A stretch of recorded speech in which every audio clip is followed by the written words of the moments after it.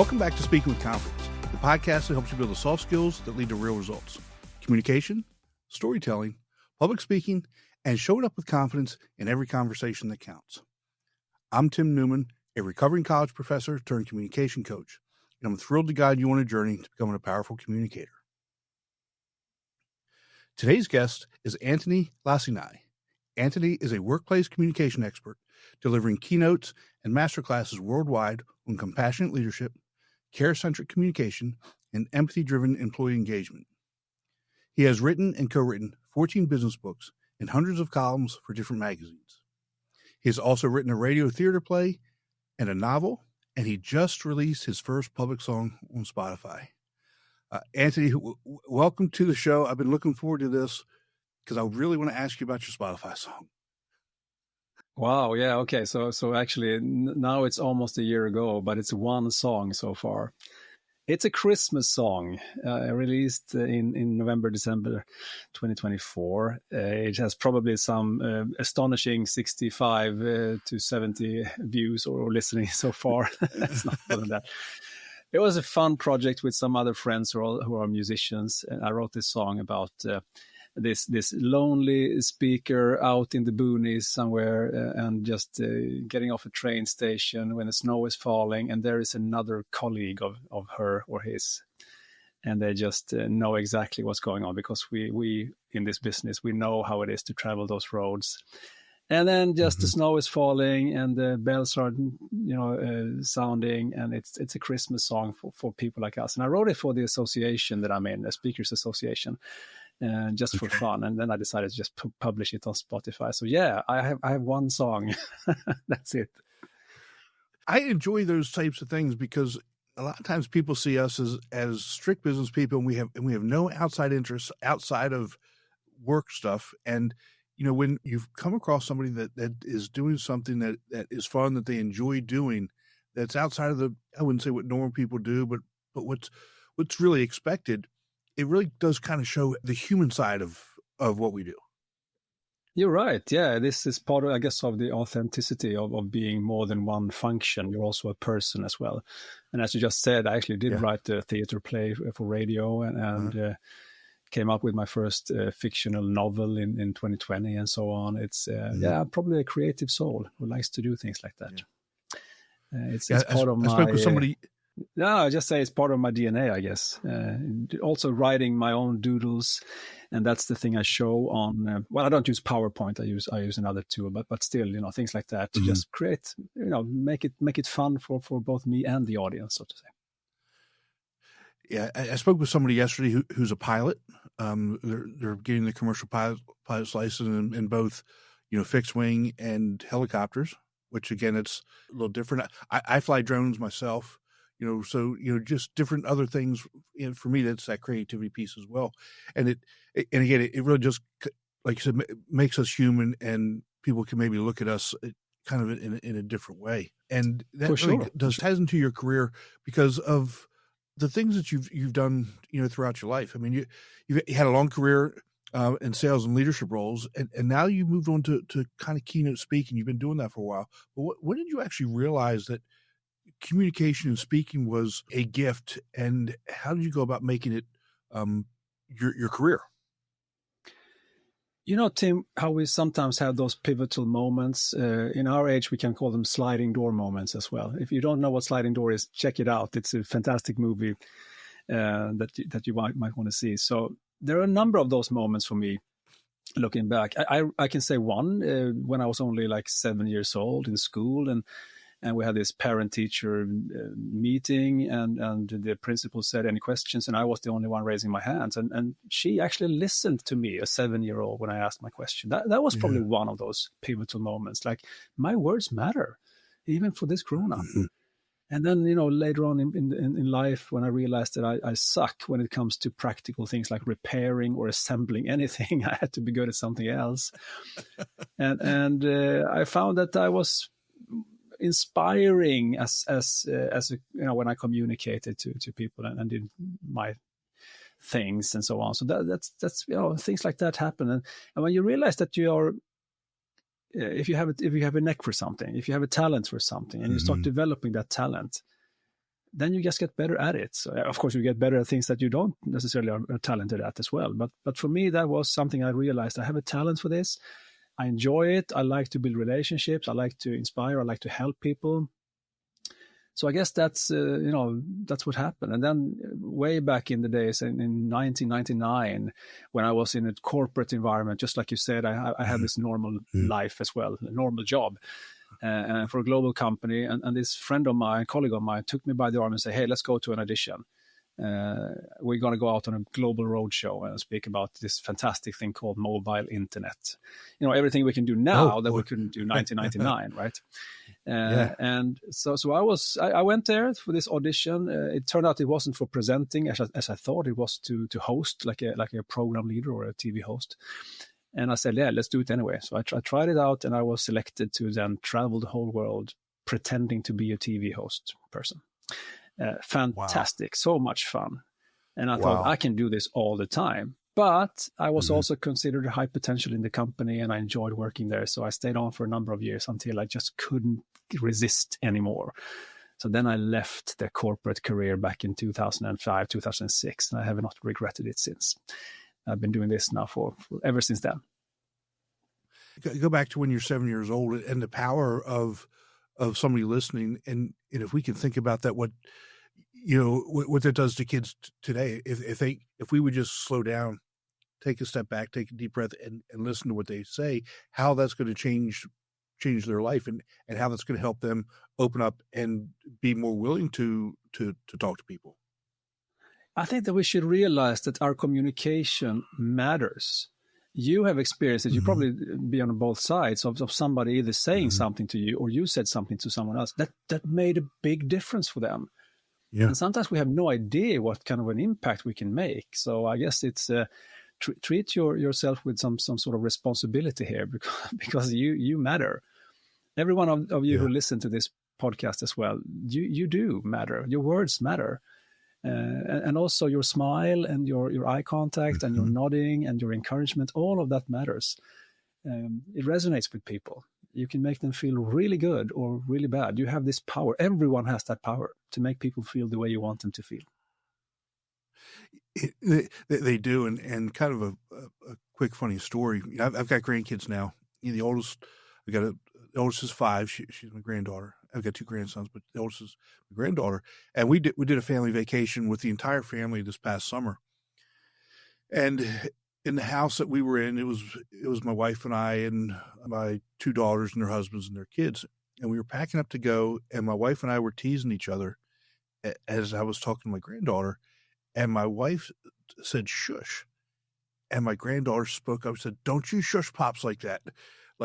So she also gets the whole idea that you can't tell people to stop talking. You can't tell people to hold whatever it is in. And she gets it. And I hope she never loses that, number one, that spunk, but also that whole idea that let people talk and listen to what they've got to say. Yeah, and also just encouraging and praising people. I read somewhere, and I cannot find the source anymore, and it bothers me. But I'm going to tell it anyway. That all the praise you get in your lifetime, like everything, 100%, half of that you get before you turn 3 years old. So the rest is then scattered around the next 97 years if you get to be 100. I would say that we have a potential for improvement here to do something better than that. Yeah, I think so. And actually, it turns out, if you look at going into my corporate role when I speak to corporations and so on, the high-performing teams, according to an IBM study, have 6 times more positive recognition than the average team. It creates a huge difference. And low-performing teams have 2 times more negative recognition than the average team. So there's something to be said about just having a good environment and treating each other nicely. There's a power of being kind and nice to each other. Well, I laugh because you would think that it's just being human, be nice to people. It doesn't take a whole lot of effort to just be nice, and it makes so much more sense if somebody is. I'm not even going to reach out and say they're happy in their job, but if they feel comfortable in their job and they know that they're appreciated, of course things are going to be better than if they're always being beaten down. And so I would say, even if you can't, encourage somebody, don't be mean. Just be normal, just be nice, and things will get Exactly. better. Say It's good not that morning hard. to people, say hello to people, just be, and some countries are better than others in doing that. For instance, the US, when I traveled there, you're so much better at just saying hello to people. It's ingrained in you somehow, but in many others, it's just, you just walk by, or you have your head in your phone. You don't consider that you have people around you, or just you say thank you. Or, I got my first, this is speaking with confidence, not perhaps only from the stage, but let me share with you, I got my first job. I found out afterwards, I was working I was 20 years old after the military service, didn't know what to do. So I applied for a job in a retail store selling office supplies. There you go. 20 years old, came into the sales manager, passed the store into the sales manager, said hi to him, and so on, and I got the job. I was like one of 100 people, let's say 100 people, and I asked him like months later, why did I get the job? And he said, you were the only one, Antoni, who said hello and goodbye to the other staff in the store. I'm your colleagues now. Mm-hmm. So can you imagine how simple it is? You just acknowledge their existence. And that's how I got my first job. I was the only one greeting them. It's incredible. The bar is pretty low sometimes when it comes to pretty low. Getting influence, and in my case, getting a whole job. Yeah, and we do have some of that same stuff here. I think it really kind of depends on which part of the country here in the United States you live in. So like I live in the Southeast, and there's, if you don't say hi to somebody, then they're thinking that you're the one that's out of place, right? But if you go up to the Northeast and you are conversational and friendly to people, you're the problem there too. So it's I'm talking about New York City, Boston, really even from DC on north. Then you get over to the Midwest, and again, it's a lot more friendly. And then the further west you great go, that you mentioned that you're a whole continent, So for sure, there are differences. How do you actually define confidence when you communicate? Define or display?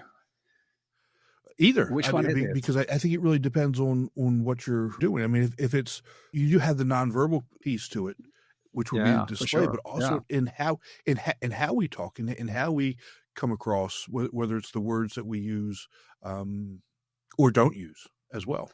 Yeah. So if you look at the whole communications, as I see it, it's pretty broad. It's what you say, how you look, how you sound, what you do, how you listen. Everything communicates, and you cannot even decide what you communicate because that's up to everyone else. How they interpret your communication. But you can make a conscious effort to communicate in a way that oozes executive presence and confidence and so on, right?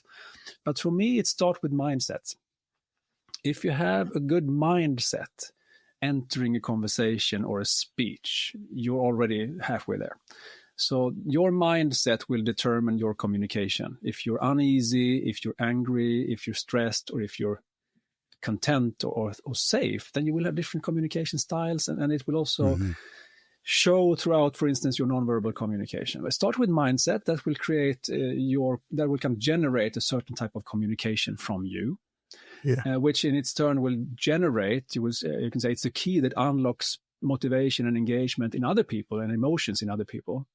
So if you have a good communication because you have a great mindset right now, you have the right attitude, you will increase people's emotional state in a good way, positive state, and their engagement and so on, right? And that in itself will lead to better performance for everyone. So if you're in a company, for instance, and you can inspire people in a good way, they will be more engaged and motivated to do good things. So the performance goes up and thereby the results. So it's like the chain between attitude at one end to result at the other. And in between there, you have your communication style and how that leads to motivation and collaboration and so on. So you can fake it till you make it, of course.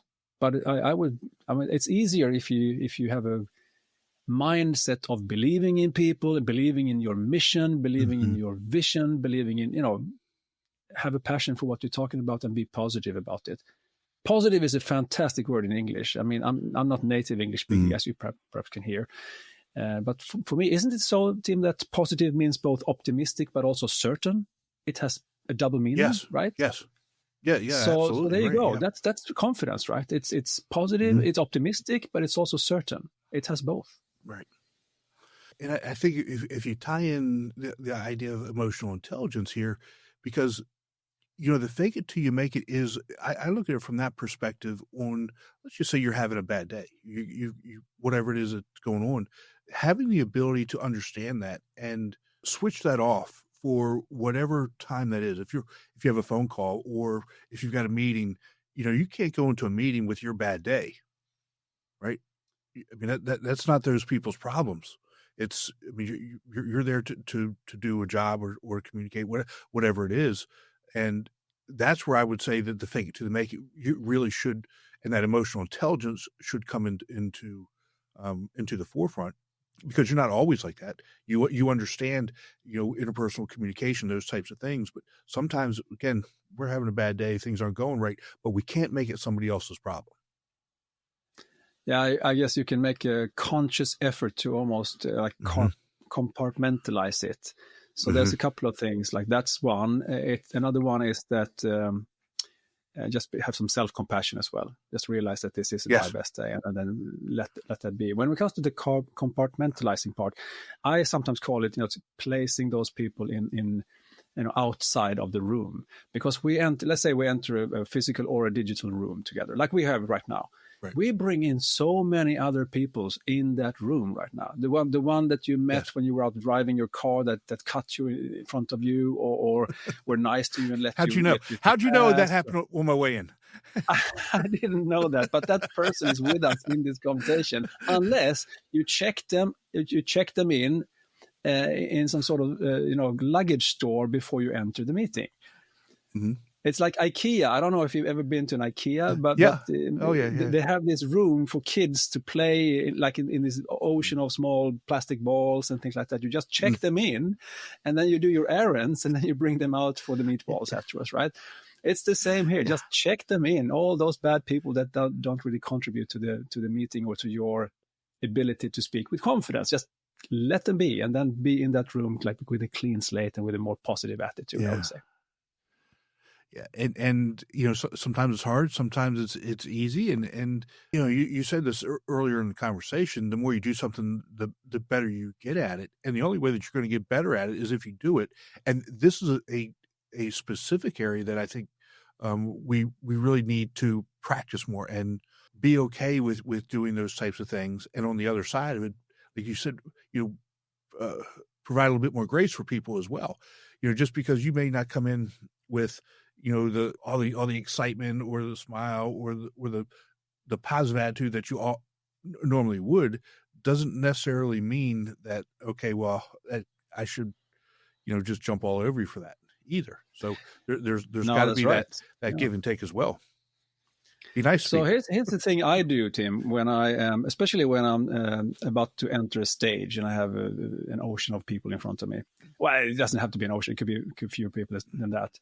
But I have this trigger that I do, sometimes mentally, but if I can, I do it physically as well. I mean, if you just listen to this, you can't see this. But basically what I do is I raise my hands above my head, I clench my fist twice, and then I say, yes.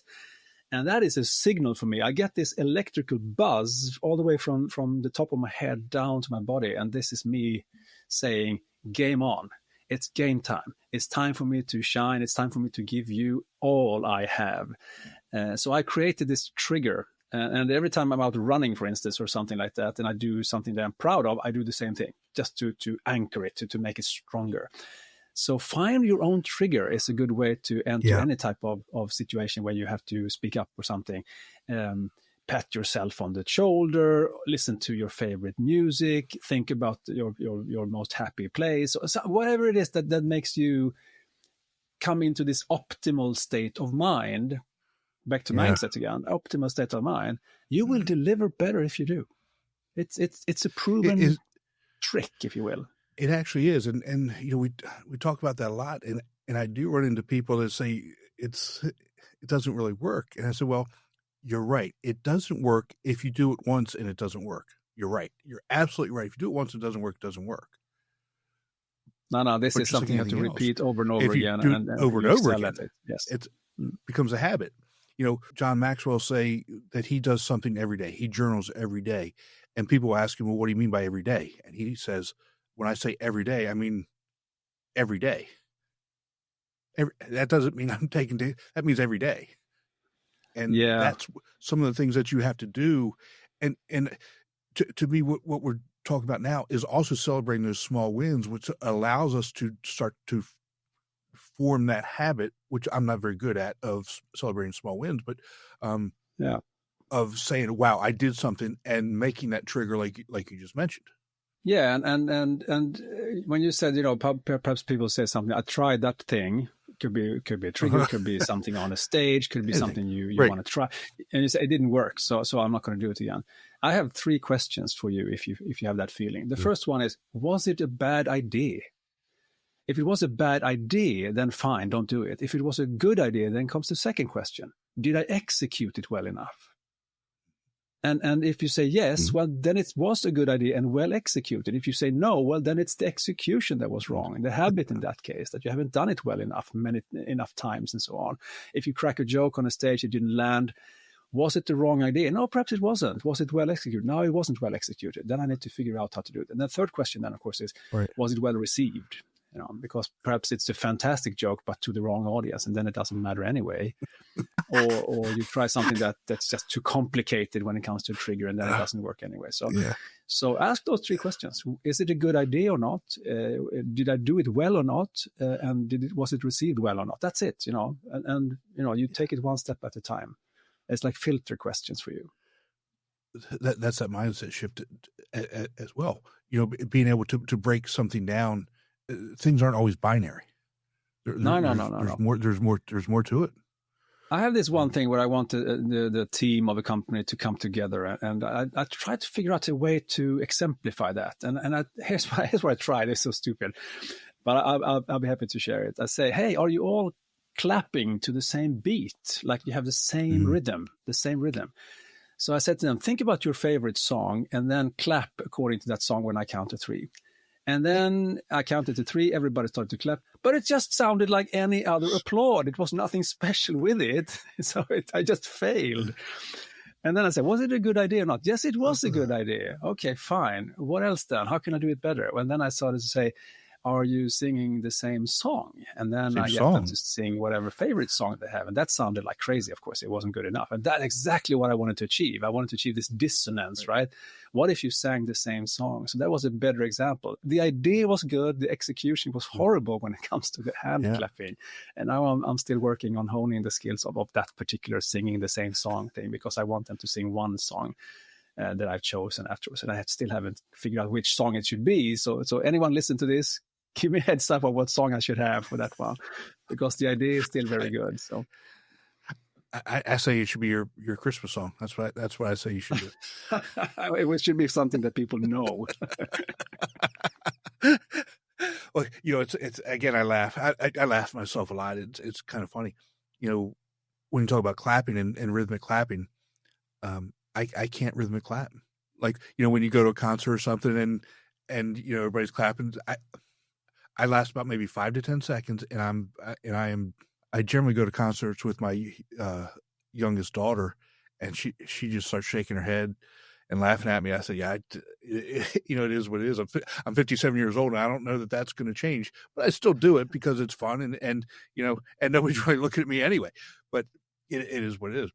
Let's talk about communication being a superpower, and I completely agree with you. But how did you come to see it that way? My guess is it probably goes back to started when you were 7 as well, because that's a defining moment for you. I guess I didn't think about superpowers at that time, but it started to trigger my interest in it. And very short memory anecdote. When I was 24 years old, I was held at gunpoint. But I was drunk, so I didn't really understand the severity of it until afterwards. Mm-hmm. And then nothing happened. I mean, I got out of the situation alive, and nothing was good. But I remember afterwards, I was thinking, I could have been dead now. What happened in our conversation that made me come out of this situation intact? And I think that's also a pivotal moment for me when I started to look into what is it, being more or less obsessed with this and being a bit nerdy when it comes to different types of communication and so on. So I've been on a quest ever since. And this was a long time ago, because I am as the same age as you are. And I don't say I'm old anymore. I'm leveling up. So I'm on level 57 right now. That sounds much better. Sounds like I'm a magician in some game or something like that. But yeah, so I started to look into that. And then I collected different insights that I've gotten over the decades now, then about 3 decades. And I realized when I looked to all these insights that I could distill them or kind of summarize them into 3 communication superpowers.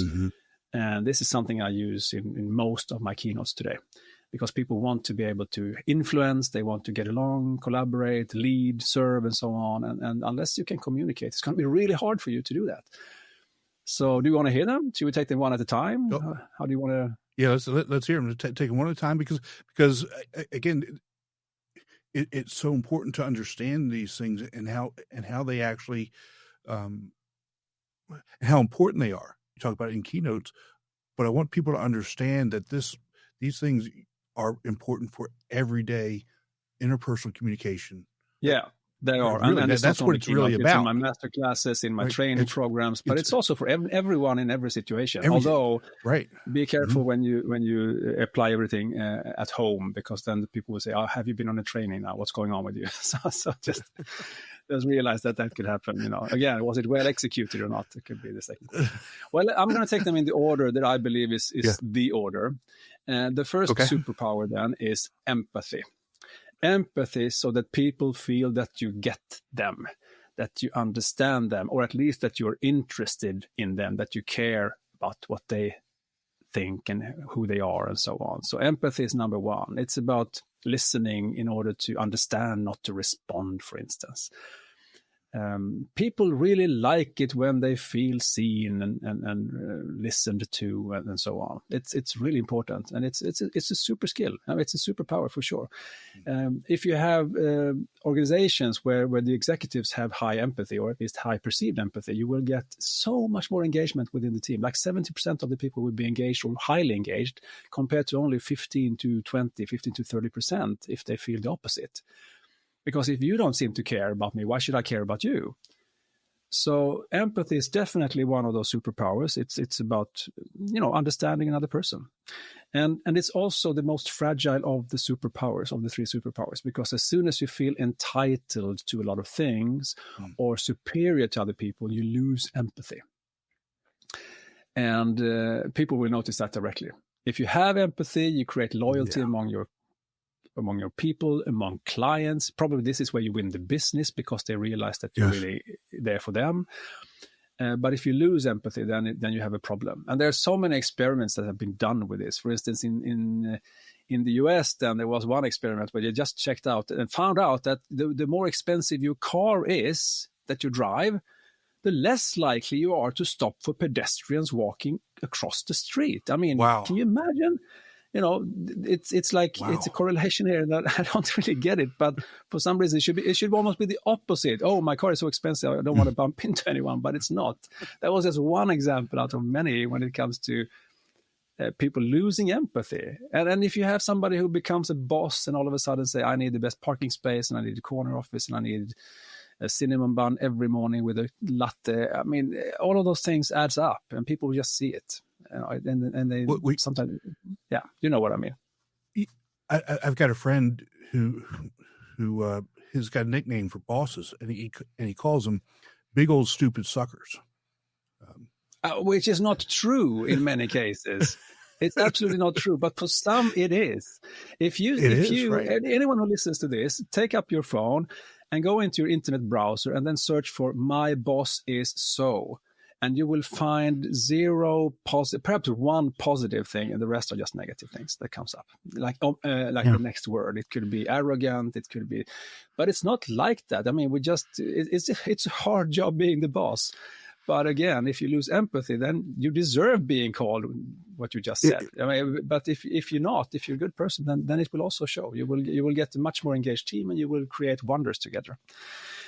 From a speaking perspective, it's the same. Empathy is actually also I would say it's the defining difference between being a charismatic, manipulative psychopath or a charismatic, impactful person.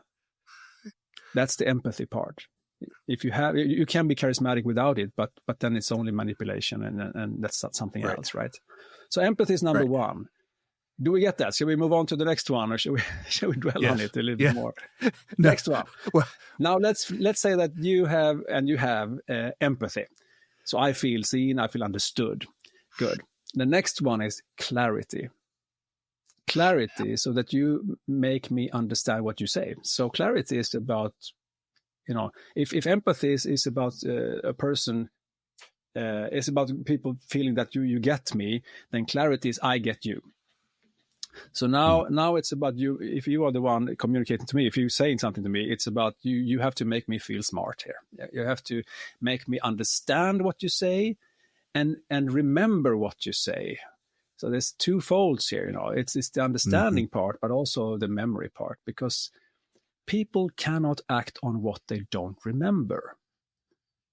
And one of my memories for this one, when I failed, was that, again, I'm going to go back in time, a long time now, because then it's easy to talk about. I still fail. So I was working at this global telecom company called Ericsson. And this man is approaching me from the other side of the street. I see him, and he's walking straight towards me, and he's smiling, and his hands are out, and he says, "Hey, it's you." And I say, "Yeah, it's me. Who are you?" "I'm one of your colleagues." I mean, we were more than 100,000 people in the company, so it's not one I don't know everyone. But I'm one of your colleagues. I was in the audience when you presented at the conference we had in Boca Raton outside of Miami. Do you remember? And I said, "Yeah, I remember that one." "Yeah, that's cool, so cool, because I don't remember anything you said, but you were awesome." What kind of a compliment is that? You were awesome. I don't remember anything you said. And I realized that was probably it. He felt that I was really good. His feelings were there for me, positive feelings. It's like a the word present. So all he got was a fantastic box, a gift wrapping. Everything was nice, but he couldn't even remember what was inside that gift wrapped box. He didn't know what it was. So I failed because nothing happened. What I had as a call to action, nothing happened. Nothing. And then I realized, I was probably not that clear, or I was clear, but I wasn't I was perhaps memorable, but my content was not. And that's not good enough. That's not good enough. So clarity is about helping them understand what you say. And if you have organizations with 3-letter acronyms for everything, or some internal language that nobody else gets, or things like that, and all those abstract words, Tim, and optimize, monetize, efficiency, productivity, you can use all those words like the Latin English, and nobody remembers anything out there. I mean, it's much easier to say lemon than to say fruit. Fruit is just like, what is it? Lemon is very clear, like, for instance. So use a simpler language, more concrete meat and potato language instead of nutrition or something like that. So all of those things doesn't help. But if you don't have to dumb it down like I'm 4 years old, but you have to speak simple but with substance. So it's like a three-step maturity process here. First step, you speak simple when you enter a new organization because you don't know better. Second step, you hear all those 3-letter acronyms and so on, and then you speak that strange PowerPoint-ish or Excel-ish or whatever you call that language. But the best ones, they go all the way up to level 3, the Jedi Knight level, and that's when you speak simple again, but with substance. Yes. You don't have to use the complicated words. You don't have to, because you know what it's about anyway. And then you can be much more at ease with that, and you will just help people, and then we say, finally, I get it. Oh, that's so easy. Now I understand. So that's the level you should strive for in your communication. And then if you need to, you sprinkle it with a couple of business terms so that they understand that you know what you're talking about, if that's necessary. In certain audiences might be, but that's it. So that's clarity. And you can do so much with clarity. There are tons of techniques for that. Just as there are tons of techniques on how to listen, which level to listen on, what questions to ask in empathy. You can use number of different techniques here. The power of three, storytelling, metaphors, analogies, the beginning and the end, polarities. I mean, there are tons of things you can do in order for people to get what you say, remember what you say. And the most magical one of everyone is one that I mentioned. It's storytelling. Because stories, they don't only reach out, they reach in. Yes. And that's the difference. Yes. So when people have listened to this episode, perhaps they will remember, I don't remember anything you said, or they will remember, something else that you said about your grandkids and say, don't shush, him and so on. So those are the things people remember. Just have to be careful there, Tim, because if you tell a story without any relevance to the actual topic, then it's just entertainment. And that's not what we're talking about here. We're talking about linking your relevant facts and stats and suggestions to a story or an anecdote or something like that.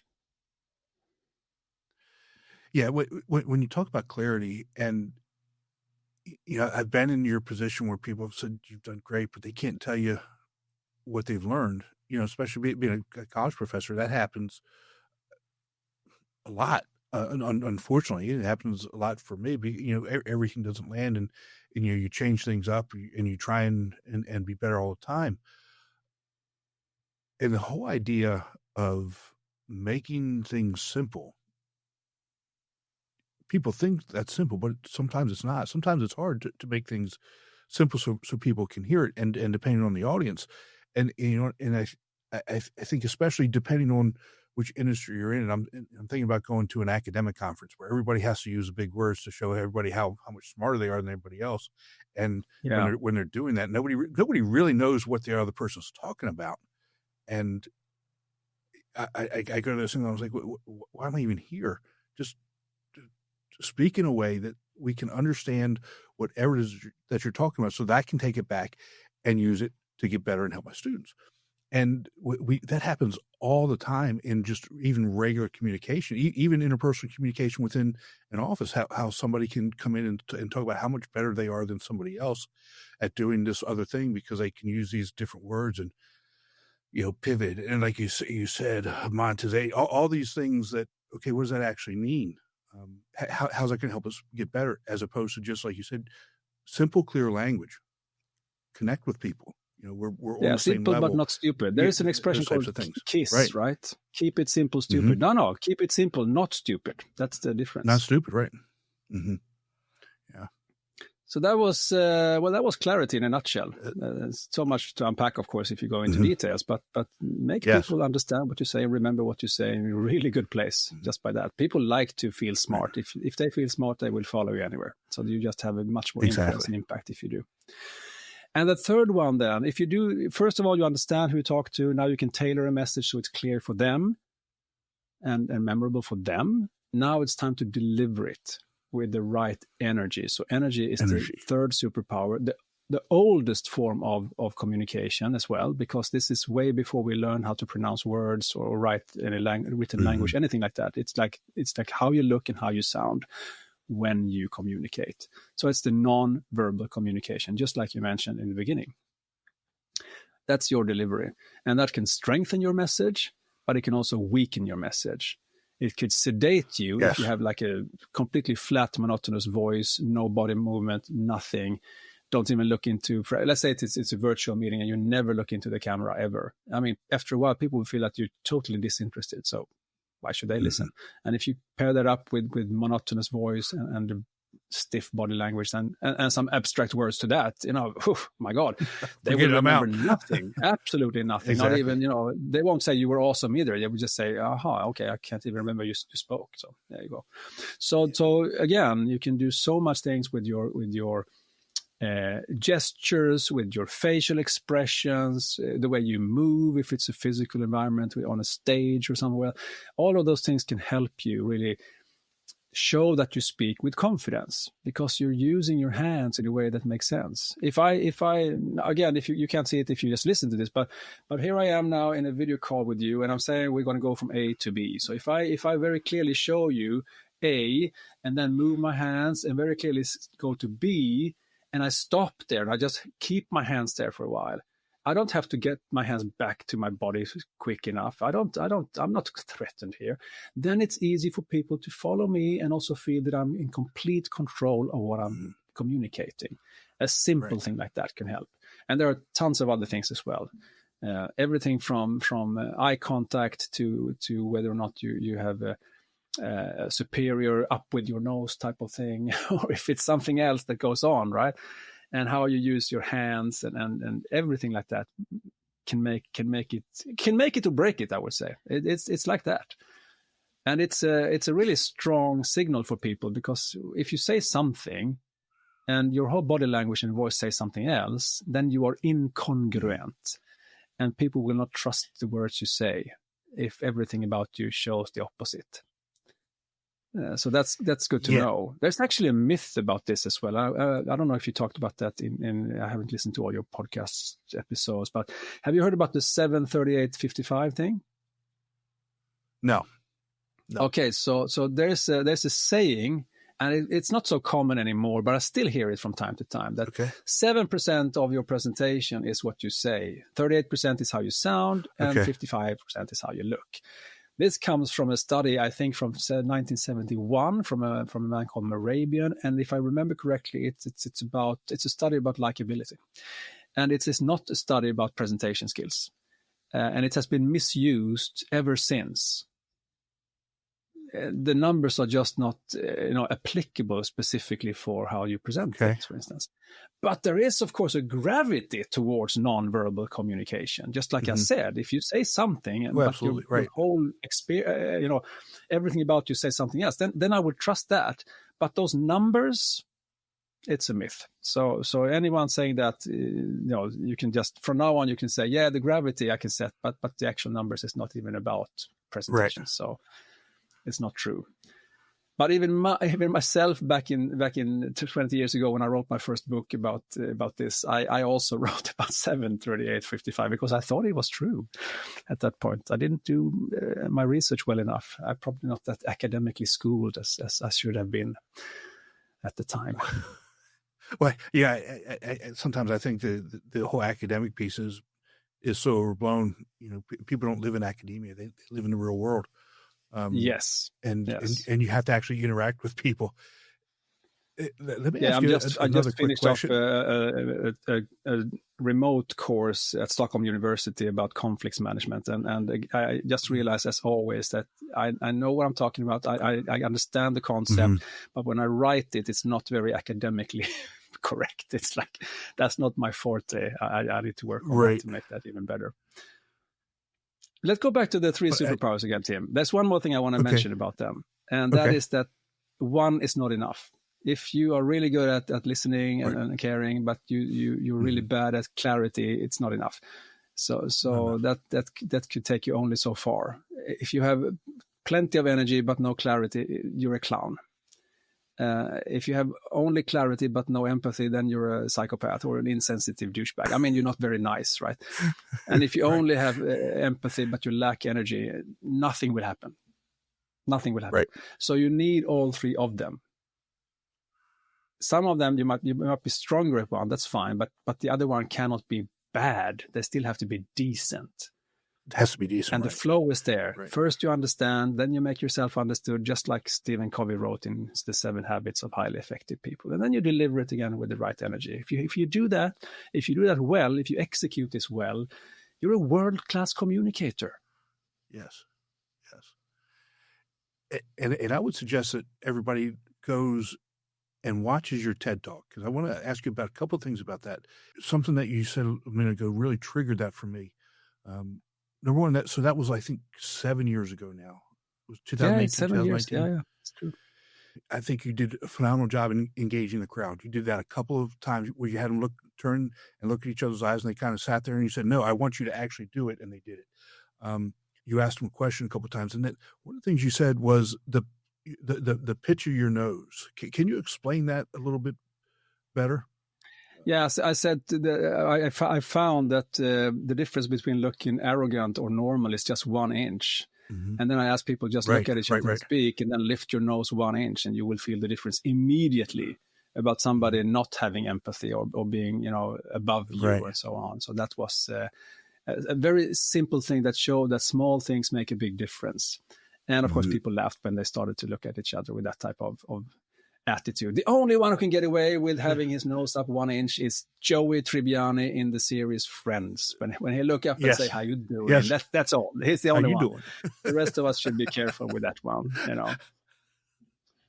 I'm glad you made that reference, because that's I don't watch a whole lot of TV, but that's what I watch a show, one of those episodes before I go to bed every night. I love that show. But anyway, okay. That there's a couple we can't get yours anymore. But anyway, so your TED Talk was about getting back to analog communication. So again, 7 years ago. Now let's fast forward just a little bit. We're way more into the digital world now. We had AI back then, but now we're really in the AI growth boom right now. Nobody really knows where that's going to end up. How much more important is it for us to get back to that analog communication today, more so than in 2018-19? Yeah, so I'm not an enemy of digital technology at all. I mean, I embrace it. Just now on my desk, I have 2 new gadgets that I'm going to work with, soon enough, and one of them is connected to AI and so on. So it's all sorts of things that happens. I don't mind it at all. And of course, we have advanced quite a lot since 2017 when this particular TEDx was out. So much better today than it was. I mean, back then we had Skype, Zoom just started to. I don't know if it was out there in the world yet.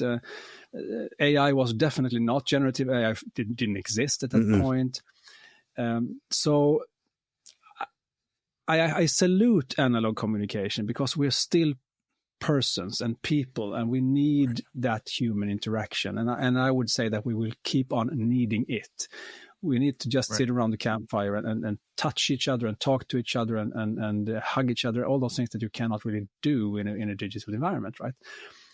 But I would say that we have come quite far since then, and we're not even close to what will happen in the future when it comes to experiencing virtual meetings with people just like they are physical. I think that will happen in the future. I think that we will, I don't know if we will have haptics on or something, or just have a virtual reality going on, like super virtual, super real type of feeling.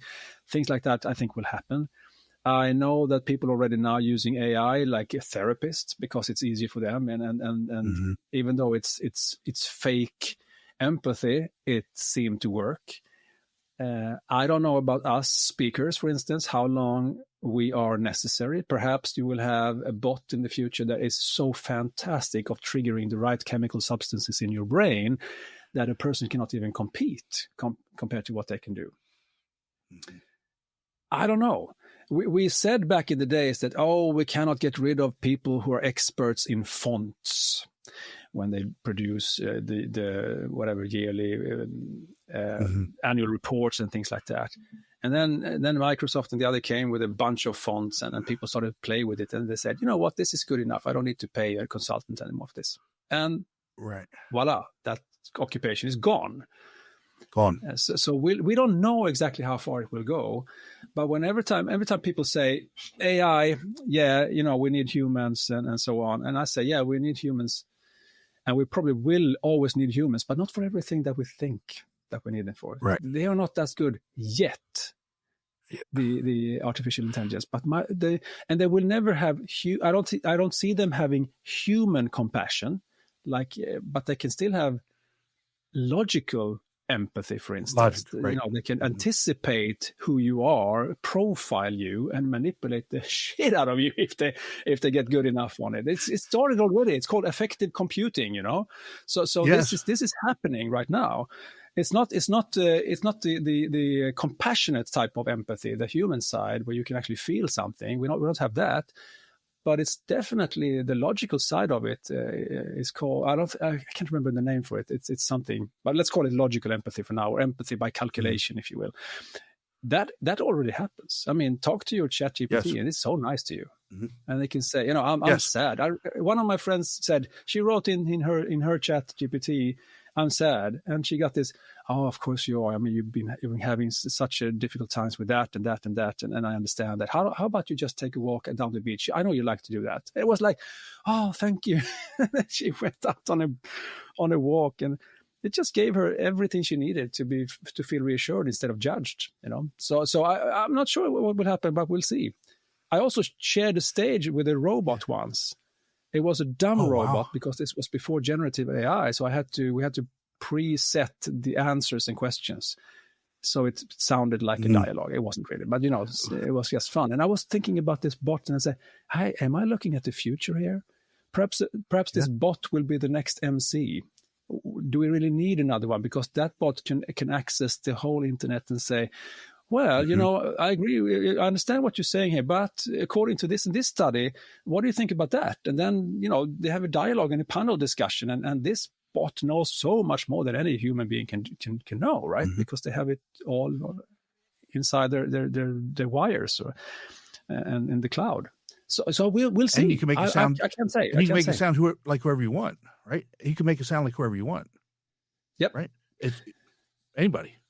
So we don't know yet. Perhaps I should just make a digital clone out of myself for every virtual meeting from now on, and then I fill it up with everything that is me, and then perhaps that would be awesome. We'll see. But this, by the way, is not done by AI. Just so you know, this is not AI. This is us, analog. Yeah, it is. And, half digital. We're still on a call. There are so many AI podcasts out there now, and people really can't tell the difference. I've been listening to some of them as well. I cannot tell the difference. It blows my mind. When you talk about ChatGPT, my wife didn't know how sophisticated it was, and we were together, and she asked me a question, and I said, well, she was talking about something, and I tried to explain it to her. And she said, no, that can't be right. And so I pulled up ChatGPT and I just started talking to it. I say, hey, buddy, give me the answer to this. And this is how I explained it. Is there a better way to explain it? And he said, hey, it's good talking to you. I haven't talked to you in a couple of days. You're right. This is a good example, but if you're talking about this in a different perspective, it gave me a completely different perspective and laid that out. And she was just completely blown away. It's it's nuts. So we'll see how long we are needed, Tim. well, that takes us into SMART goals. What are SMART goals, and why do you have a better term or a better way to use? They wouldn't be SMART goals anymore. What would you call it? Yeah. Okay. So this is almost like a transition from communication into motivation, and motivation for me is goals minus resistance, basically. And also clarity. By the way, clear goals are really important, so people get what the goal is. And I've been studying that, and I spent some of my time talking about goals and motivation and engagement as well.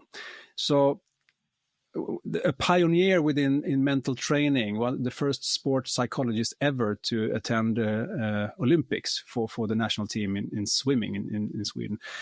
He was talking about. I had a conversation with him when I wrote a book about goals, and he said, "You know what? SMART goals are stupid." He said. So it's not my words. He said it.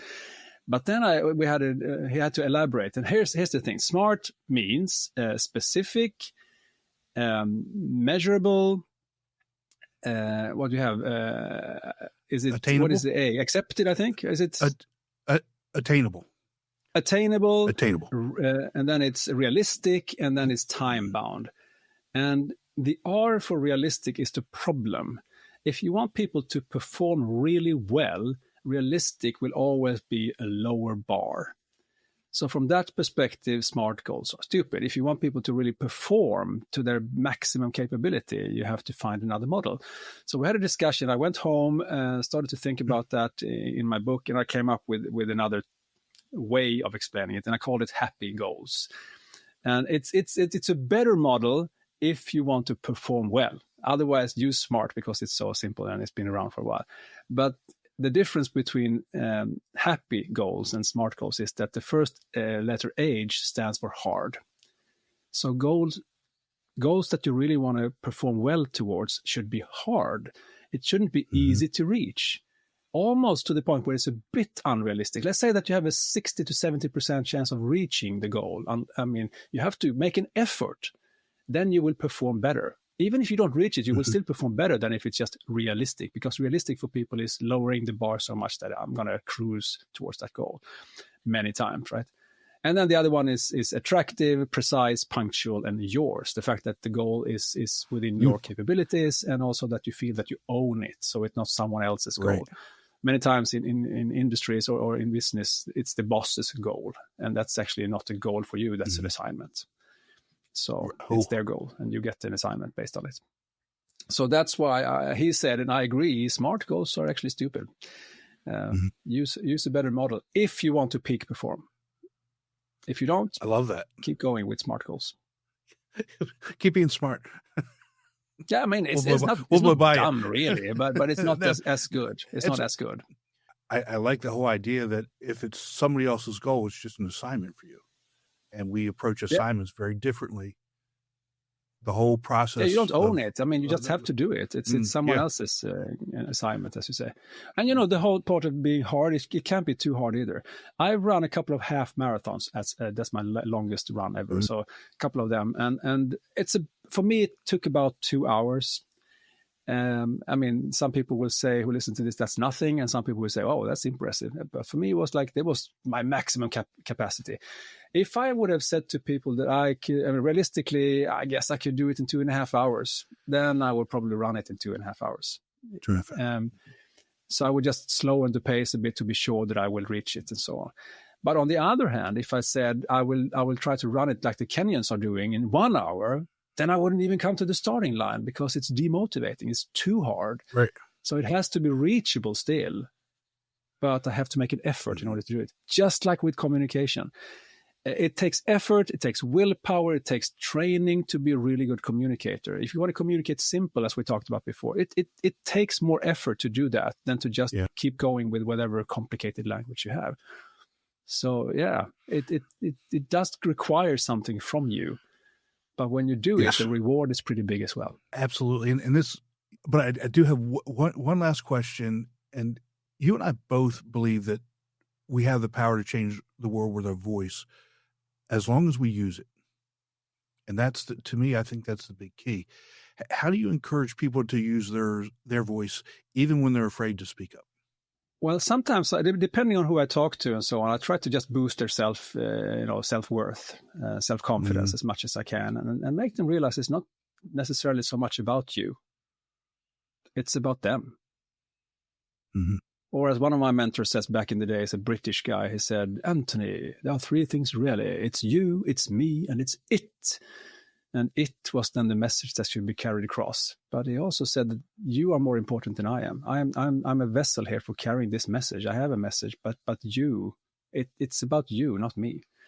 And if you start thinking about that, then perhaps you can also realize that, I should probably speak up, because it's not about me now. It's about you.